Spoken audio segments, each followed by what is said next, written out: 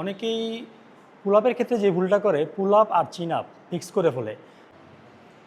Body building করেন বা body building পছন্দ, ভি শেপ বডি পছন্দ করে না বা পছন্দ করেন না, এমন লোক পাওয়া খুবই মুশকিল।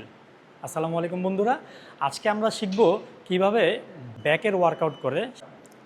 ভি শেপ বলি বা ব্যাকের ওয়ার্কআউট বলি, যেটাই বলি, ব্যাকের ওয়ার্কআউটের ক্ষেত্রে প্রথমে আমি যেই এক্সারসাইজটা প্রথমে রাখবো সেটা হচ্ছে পুল আপস।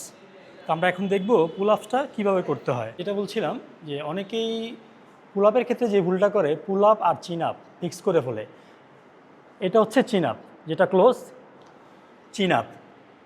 এটা আপনার ব্যাকে হিট কম করবে, অন্য অন্য জায়গায় হিট বেশি করবে। আর আমরা যেটা মারবো সেটা হচ্ছে পুল আপ। ওয়াইড গ্রিপ হবে, ওয়াইড গ্রিপের পরে জাস্ট এইভাবে এই পর্যন্ত, এই পর্যন্ত, এই, এটা হচ্ছে পুল আপ। ধন্যবাদ।